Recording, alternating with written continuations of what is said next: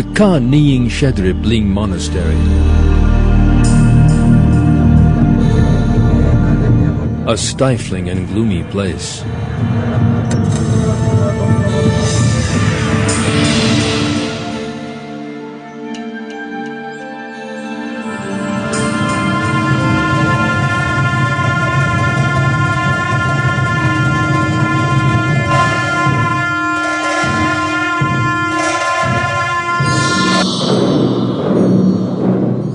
Those who will be participating in this ceremony are young priests.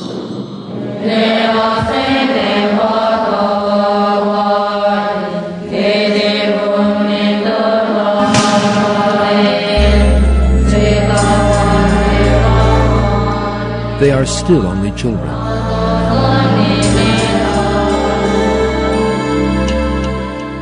And they will spend their lives in the monastery.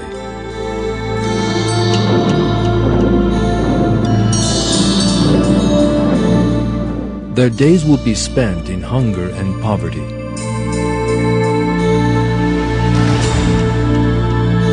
They will not work, and they will beg for food.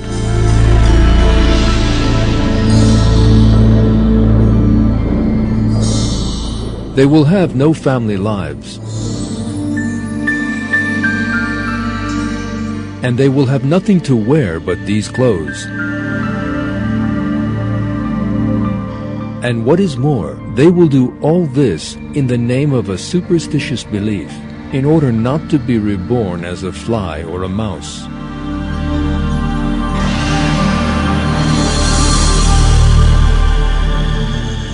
Because they believe in a religion that is full of superstition and error.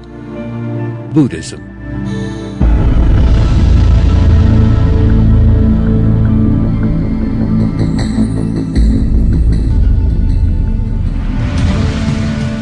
Buddhism is such an enormous error that it regards people torturing themselves as a virtue. People cut themselves off from life in the name of myth and superstition. For Buddhists, who spend their days in pointless, irrational rituals, life is always dark and stagnant. Furthermore, amongst all these rituals, Buddhism causes people to forget God, or even to deny Him.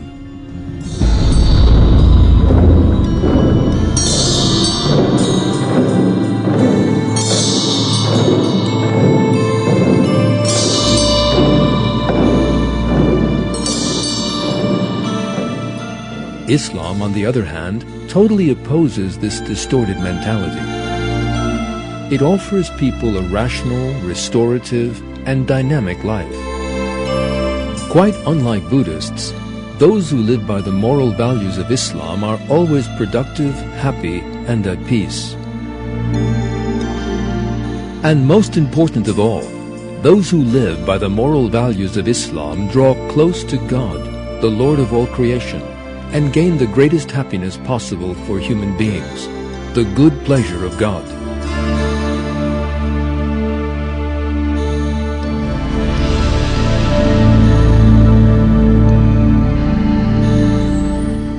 This film portrays the religion of Buddhism and its irrational practices.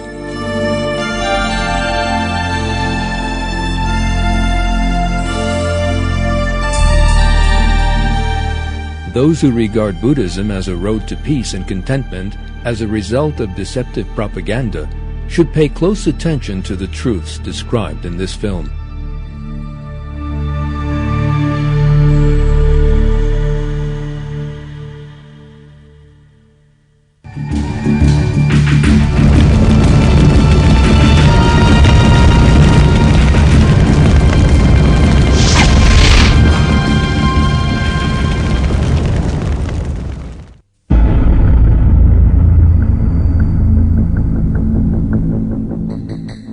In the 6th century BC, India was under the occupation of the Aryans. The dominant religion in the country was that of the Aryans, Brahmanism. The Aryans implemented a strict caste system in the country. Under that caste system, society was divided into different groups. Brahmin priests were at the top of the system and ruthlessly oppressed the people.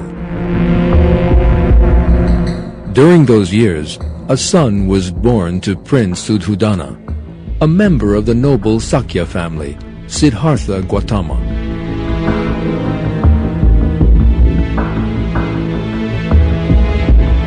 Siddhartha spent his youth in ease and plenty.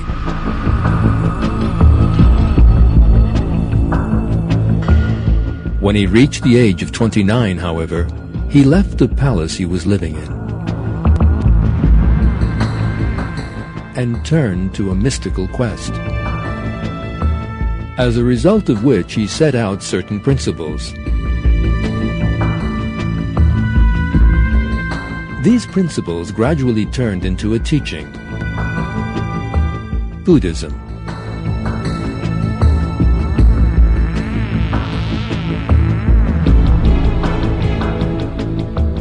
Buddhism arose in northeast India. In time it extended throughout Sri Lanka, Burma, Thailand, Laos, Kampuchea, China, Tibet, Mongolia, Manchuria, Korea, and Nepal. Today, it has about 330 million followers.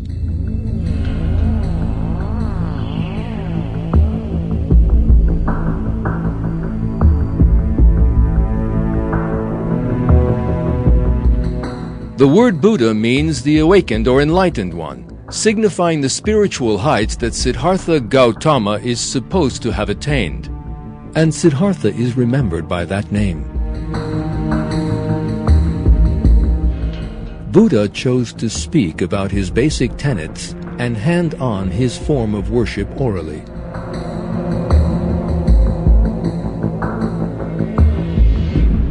The teachings of Buddha were handed on from generation to generation, in oral form only, for 400 years.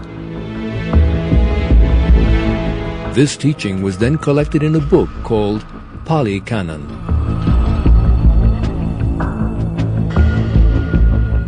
The text regarded as sacred by Buddhism today is the Tipitaka, which contains many crass errors. This text was written in the Pali language. Buddhist priests performed their ceremonies and organized their lives according to this text. The only subject matter in these books is people suppressing all their desires and trying to train their souls by living lives full of poverty and suffering.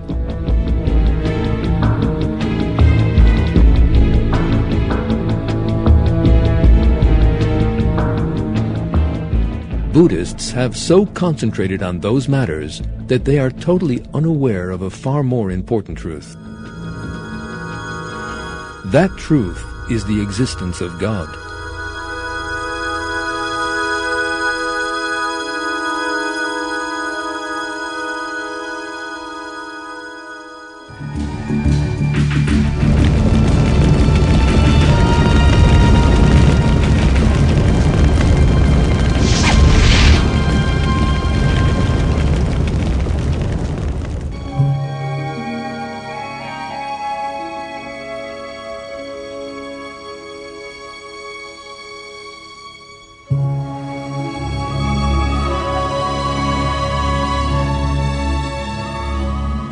Many people who lack a comprehensive knowledge of Buddhism imagine that the aim in Buddhism is the worship of a creator, as in the revealed religions.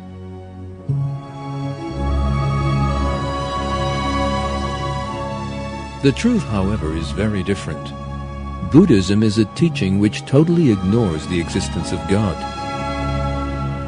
For that reason, Buddhism is regarded as an atheist religion.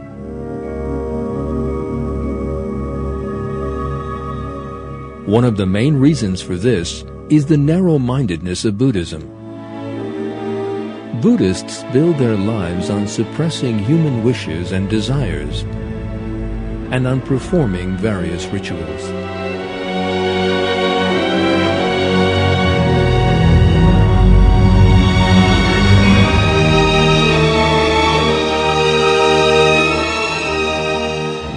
They never consider the question of how the universe, living things, and human beings came into existence. No Buddhist writings have ever even touched on these matters. Buddhists are therefore unaware of the existence and infinite might of the Almighty God, creator of the universe and all living things.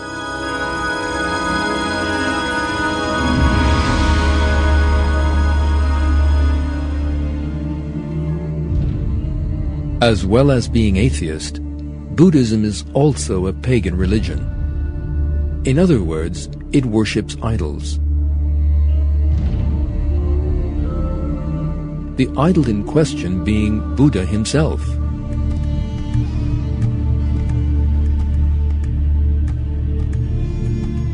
The process of turning Buddha into an ideal began immediately after his death. Buddhist priests set about making him divine. They adorned the places they lived in with great statues of the Buddha, and then superstitiously worshipped these idols they had made with their own hands.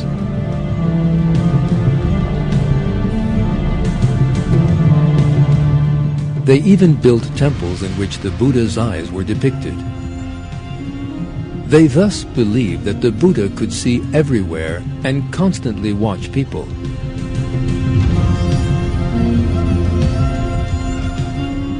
Buddhism, an atheist religion, is unaware of the truths of the teaching of revealed religions such as Islam, Christianity, and Judaism. The most important characteristic of revealed religions is that they regard God as the one and only. In the Quran, God reveals that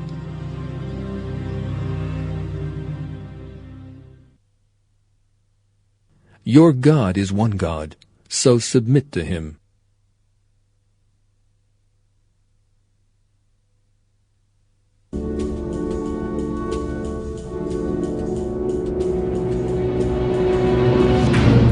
Buddhists, however, deny God and irrationally make an idol out of Buddha, a helpless and mortal human being, just like themselves. In other words, they ascribe partners to God.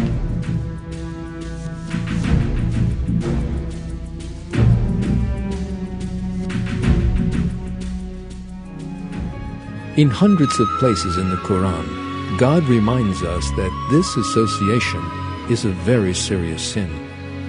God has revealed that He will never forgive those who ascribe partners to Him in one verse.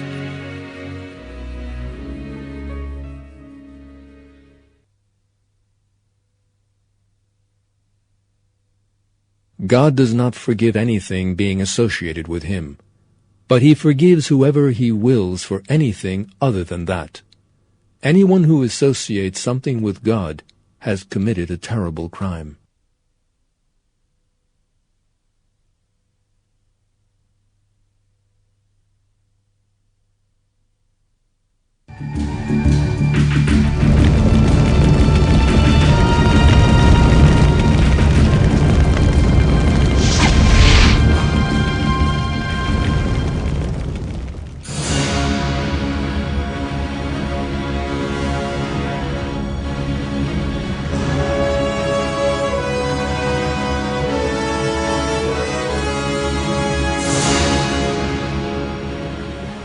Many people believe that Buddhism is a comforting, peace-giving religion.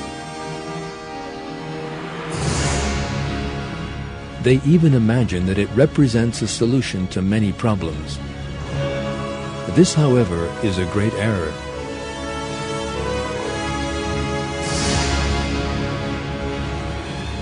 Because that which Buddhism regards as a virtue consists of suffering.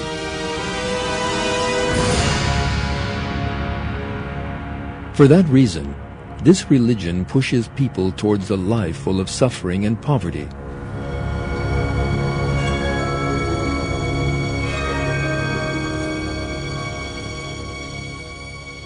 Eating the best foods and being clean and comfortable are forbidden in Buddhism.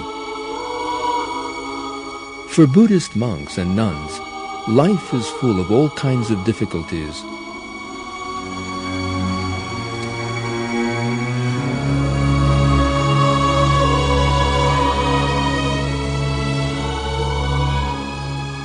They are forbidden to work.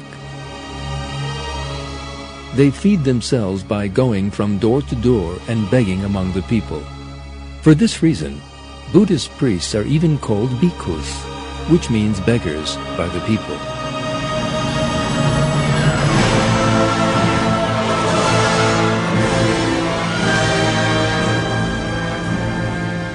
This is a most humiliating position. Buddhist priests are forbidden to marry or have any kind of family life. They may own only one robe. They eat only one meal a day. And they must finish this before noon. This meal generally consists of bread and rice flavored with spices. It is forbidden to eat such things as meat or fruit.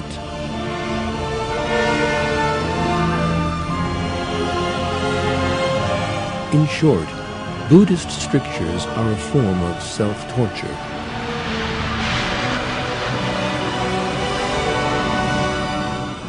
Islam, on the other hand, wishes people to take advantage of the good things of the world and forbids them to inflict suffering on themselves. Islam offers a peaceful life aimed at winning the good pleasure of God. People who live by the moral values of the Quran are clean, take pleasure from life, and are always animated, joyful, and happy.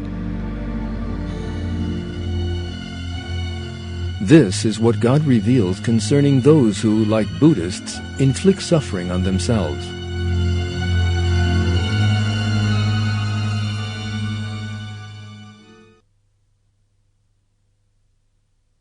God does not wrong people in any way. Rather, it is people who wrong themselves.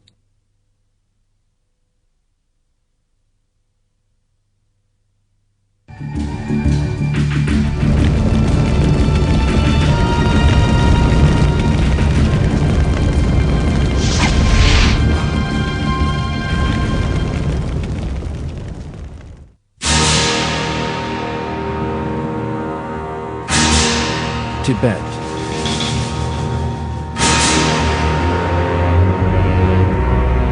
A land where Buddhism rules.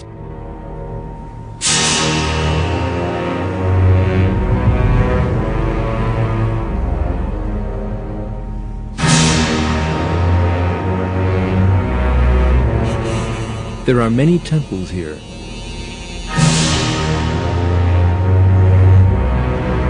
They are all decorated with gold and precious stones, and possess an extravagant appearance.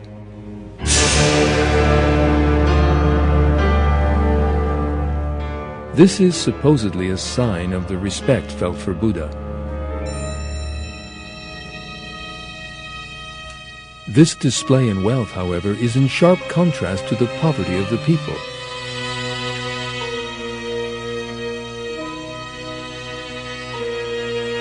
Laos, Nepal, India. Buddhism is also widespread in these countries, and the same stark contrast can also be seen in them. Magnificent, wealthy temples and poverty-ridden peoples.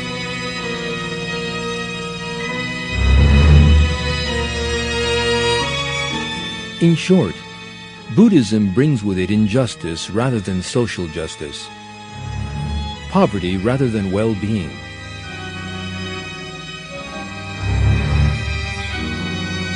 One of the most striking aspects of Buddhism is its strange, superstition-filled rituals.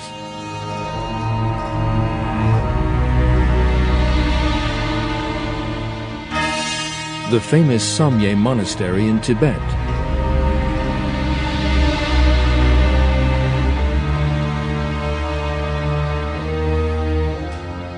A ceremony is taking place here.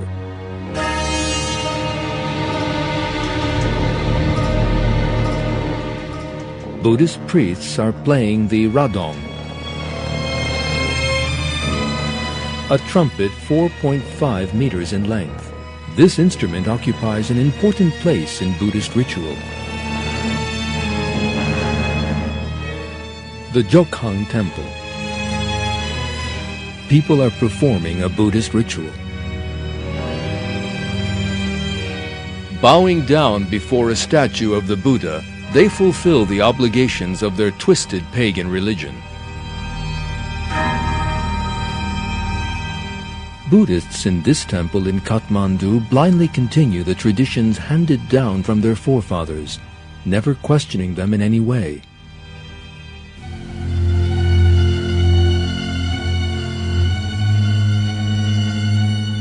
They spend their days praying around the walls of the temple and turning prayer wheels.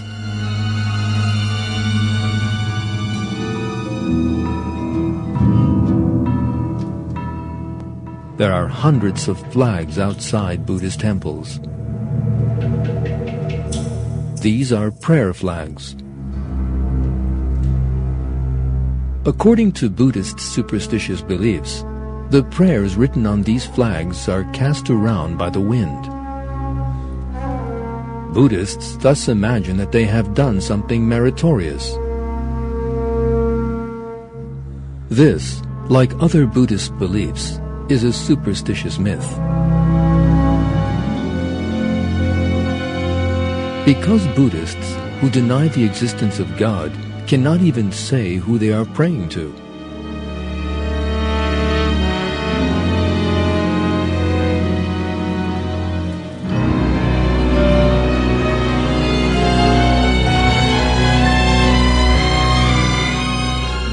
Relics of the Buddha and leading Buddhist priests are also kept in these temples.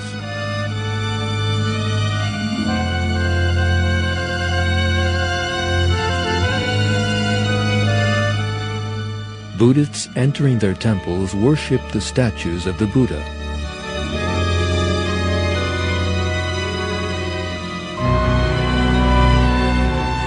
They offer them flowers and incense.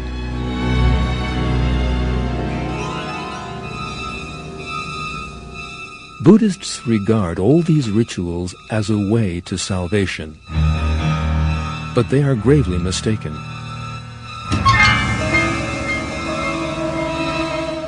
Because the statues of the Buddha, to which they burn incense and make wishes, can neither see nor hear them.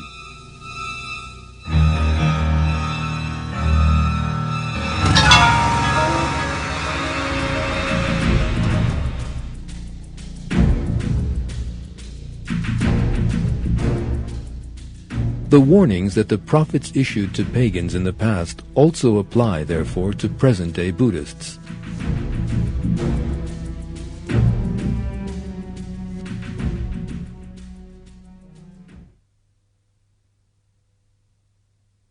When he, Ibrahim, said to his father and his people, "What are these statues you are clinging to?"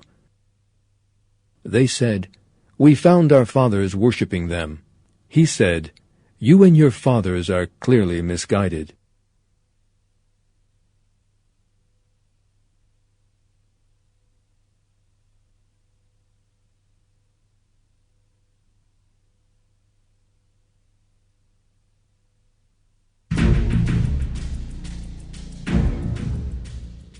If Buddhists, who blindly carry on the traditions of their forefathers, were to think, they would see what a terrible mistake they are making. The Buddha they worship is helpless and mortal, just like all human beings. In the same way that he created everything and everyone in the universe, God also created Buddha. The only entity worthy of being served is the Almighty God.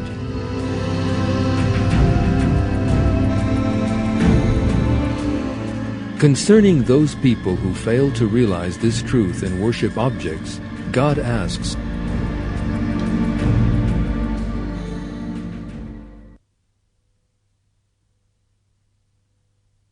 do they make things into partner gods which cannot create anything and are themselves created, which are not capable of helping them and cannot even help themselves?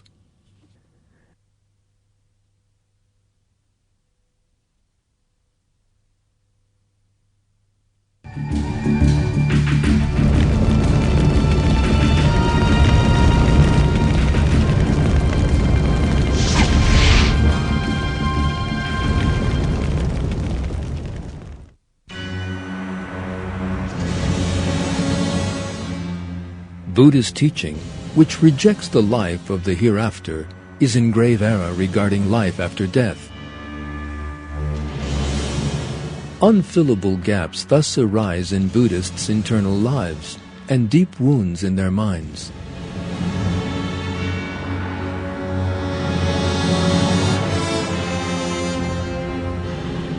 Buddhist belief on this subject rests on the twin superstitions of reincarnation and karma. According to the belief in reincarnation, they are reborn in different bodies after death. In other words, a person returns to earth after he has died.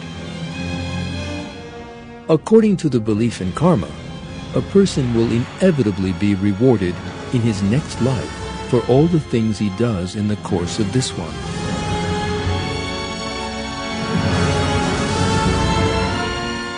To such an extent, in fact, that a bad person can even come back as a plant or an animal.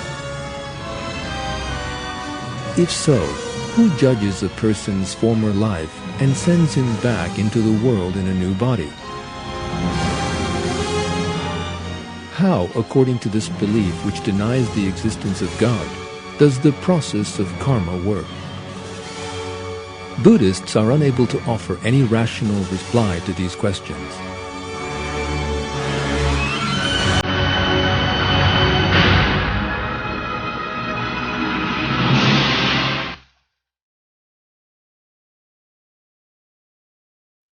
Because there is nothing rational about their religion. Even if the philosophy of karma may appear at first sight to gain people some positive moral virtues, it in fact leads them to gravely mistaken ideas.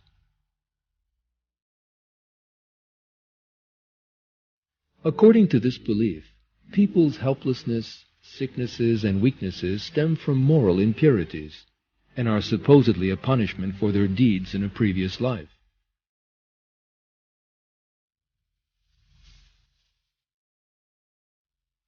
For example, the reason why someone is poor or handicapped is his behavior in a previous life. All the bad things that person did in his previous life come back as poverty in this one.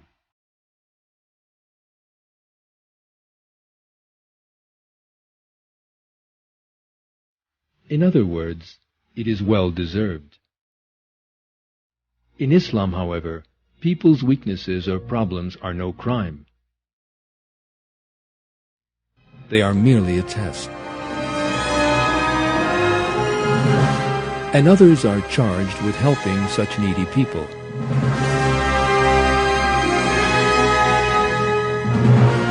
For this reason, Islam has a very strong sense of social justice.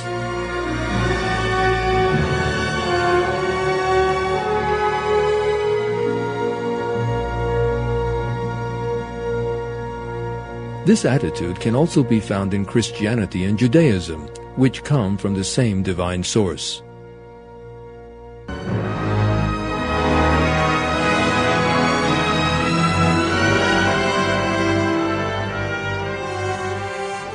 The belief in karma, on the other hand, which can be found in other Far Eastern religions as well as Buddhism, demolishes the idea of social justice and leads to oppressed people being oppressed still further.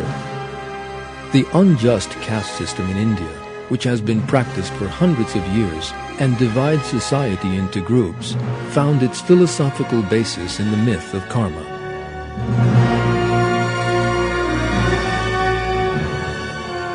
According to Islam, reincarnation is also a great myth. According to the Quran, there is a life in this world and an eternal life in the hereafter.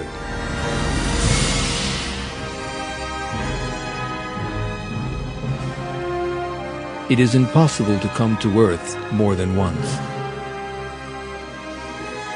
In one verse, we are told the following about death and resurrection.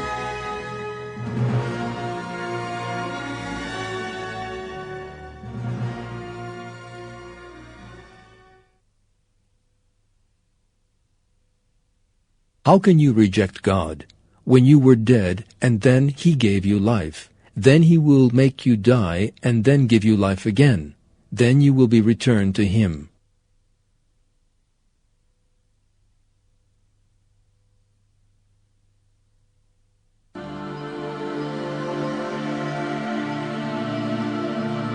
Every human being is dead to begin with.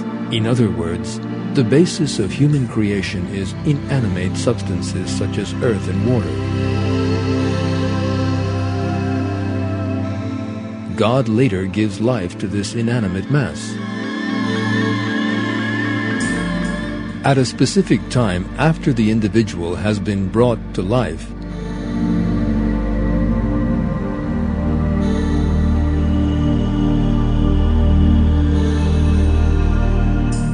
life comes to an end, and he dies.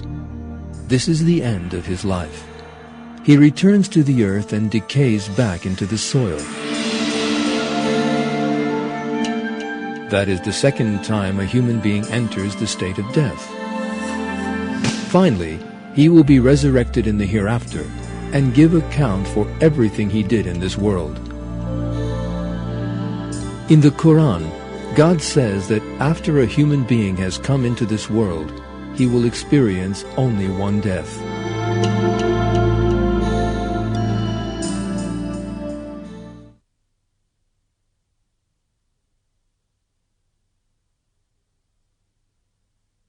They will not taste any death there, except for the first one.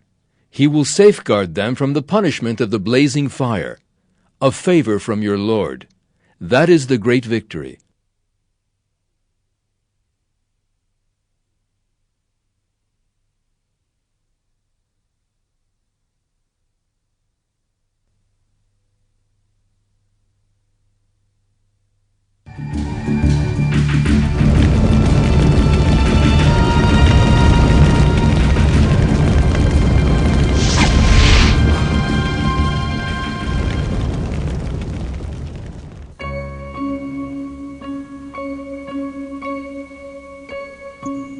The Western world began being interested in Buddhism in the 19th century.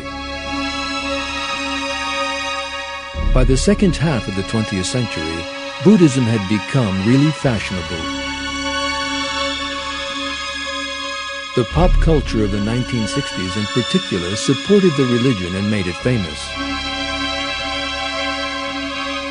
Western youth and some intellectuals during those years abandoned traditional Christian belief and began a new search. They turned to the religions of the Far East.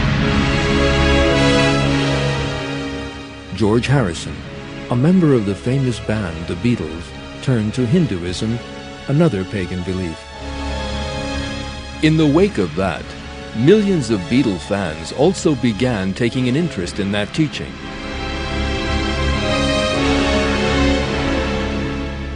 John Lennon used Buddhist mantras in his song Across the Universe.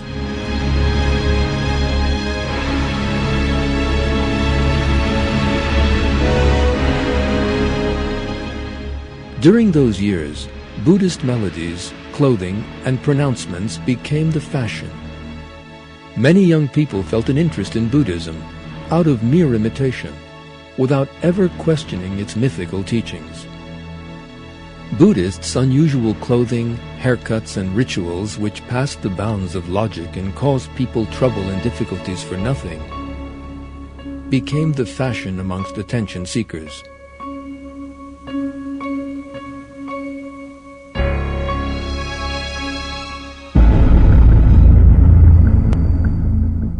Over the ensuing years, Buddhism was imposed on Western society through popular cultural expressions.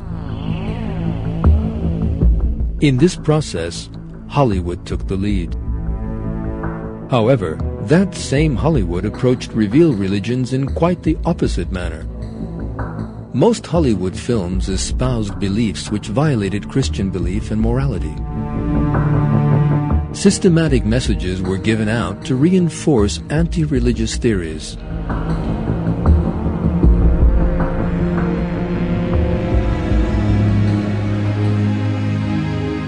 The theory of evolution was powerfully imposed on viewers of films with a scientific content. For example, the tradition of anti-religious Darwinist propaganda began with the film Inherit the Wind, which dealt with the famous Scopes trial of a Darwinist teacher in 1925.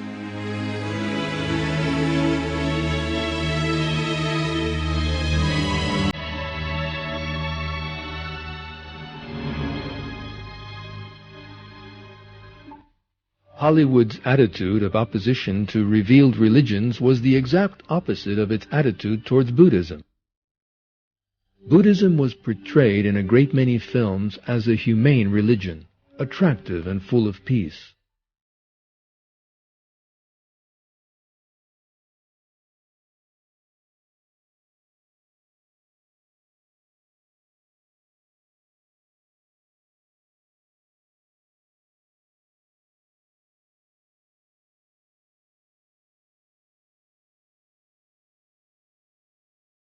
One of these films was 7 Years in Tibet, starring Brad Pitt.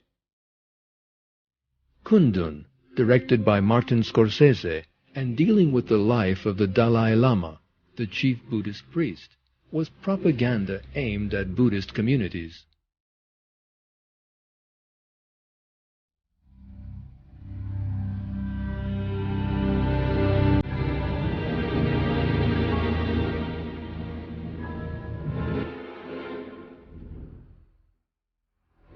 Little Buddha, by the famous director Bernardo Bertolucci, on the one hand summarized the life of Siddhartha Gautama, and on the other hand told of 3 young children being the soul of the Buddha. What is more, one of these children was Western.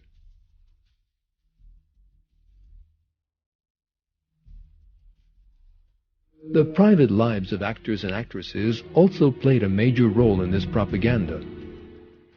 One of these was the famous actor Steven Seagal. The supreme head of the Nyingma school of Tibetan Buddhism declared Steven Seagal to be the reincarnation of a 15th century Lama. The famous actor Richard Gere, in addition to writing books promoting Buddhism, founded the Tibet House in New York with Richard Thurman, father of actress Uma Thurman.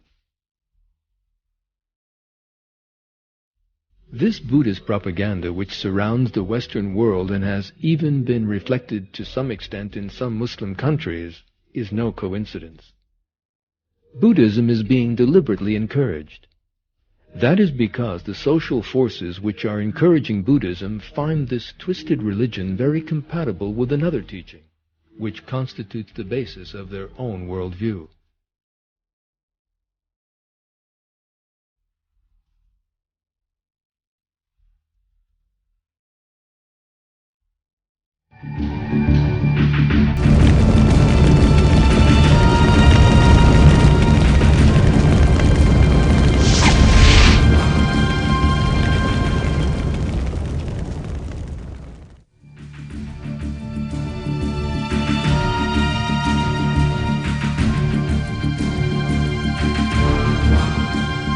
Buddhists believe in a constant process of change in nature. According to the doctrine of karma, a fish could come back as a mammal in a later life, and a human being could come back as an insect. In other words, it envisages a transmigration of souls between species and between human beings and animals.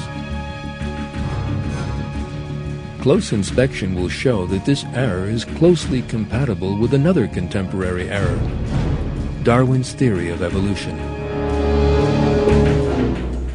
One Buddhist researcher has described as follows the relation between Buddhism and evolution.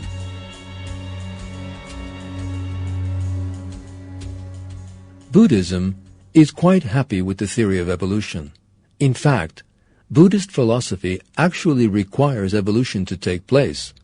All things are seen as being transient, constantly becoming, existing for a while, and then fading. The idea of unchanging species would not be compatible with Buddhist ontology.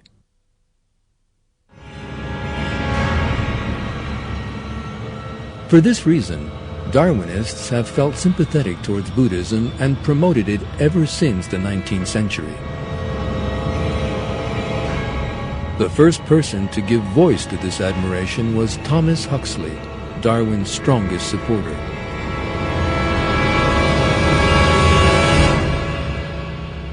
Huxley was an admirer of Buddhism, because just like Darwinism, Buddhism rejected the idea of a creator. In Huxley's view, therefore, it was most compatible with Western civilization. He wrote these words on the subject.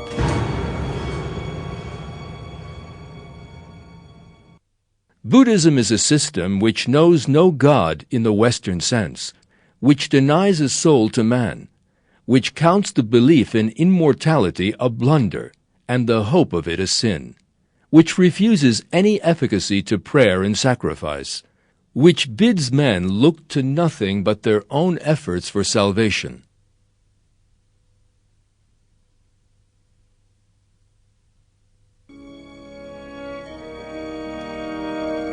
Certain other thinkers who sought to impose materialist philosophy and atheism on European societies followed Huxley's path and took an interest in Buddhism.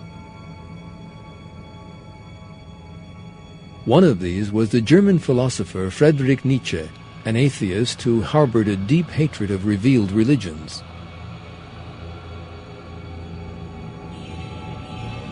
The sympathy felt for Buddhism by such materialists as Huxley and Nietzsche shows the purpose underlying the present-day Buddhist propaganda.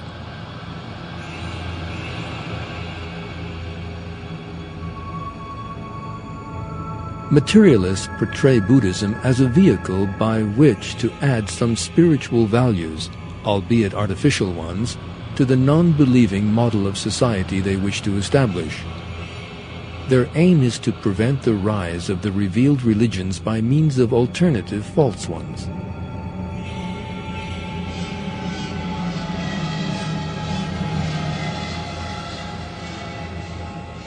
All Far Eastern religions are superstitious beliefs with no basis in God's revelation. People who become caught up in such superstitious beliefs should consider the verses of God, our true Creator, and they should walk on the path of God as commanded in the Kur'an.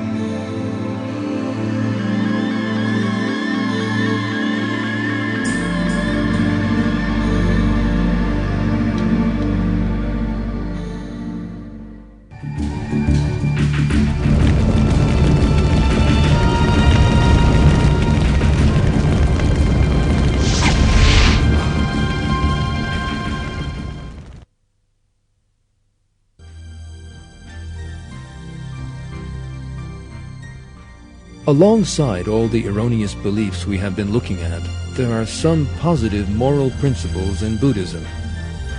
That is one of the reasons for this religion's spread in the West. For instance, Buddhism forbids theft. It encourages people to help one another.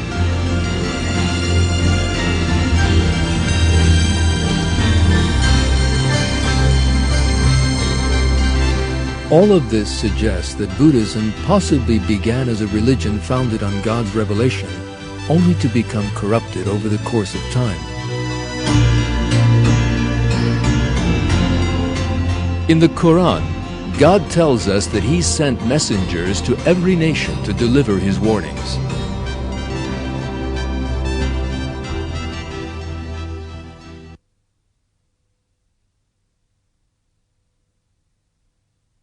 We have sent you with the truth, bringing good news and giving warning.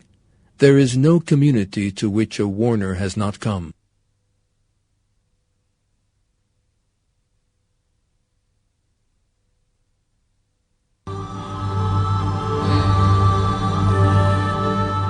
This verse shows us that God could certainly have sent a messenger to the Hindus. That warner might perhaps have been Siddhartha Gautama, known as the founder of Buddhism. After him, however, people may have distorted this religion. and Buddhism lost its original features. Assimilating various local myths, it turned into a superstitious religion. Even if Buddhism genuinely comes from a divine origin, it has by now entirely departed from it. It has been smothered by superstitious beliefs and rituals.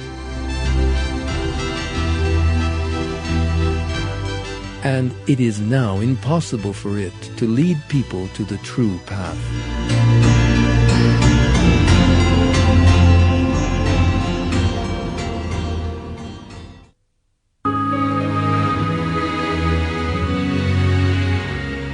Buddhism, an atheist teaching which denies the existence of God. A pagan religion. A fanatical tradition which envisages people inflicting suffering on themselves. In this film, we have looked at the way that Buddhism, which some people regard with great longing, harbors very erroneous beliefs and practices. We have seen how the myths of reincarnation and karma mislead people. The greatest of this religion's errors is the way that it is based not on knowledge from God, but rather on various traditions and philosophies created by human beings over the course of time, and regards these as sacred. Buddhists and those who feel sympathetic towards this religion should consider these truths in detail, and at once liberate themselves from this superstitious belief. Because people who accept teachings other than those of the religion revealed by God are referred to in the Quran thus: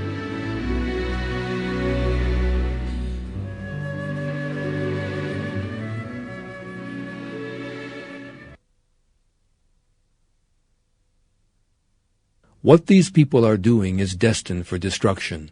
What they are doing is purposeless.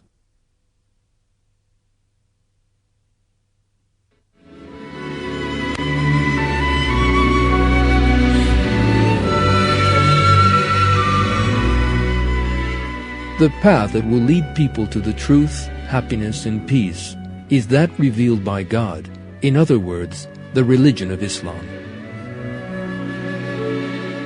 Islam brings people reason, civilization, science, art, and joy. It illuminates their souls and frees them from darkness and despair. Indeed, thanks to this, nations which have been honored by Islam and sincerely lived according to that religion established one of the greatest civilizations in the history of the world and led the world in all fields. That is because Islam is the way revealed by God. The only means of salvation until the day of judgment lies in abiding by that path. As God informs us in the Quran,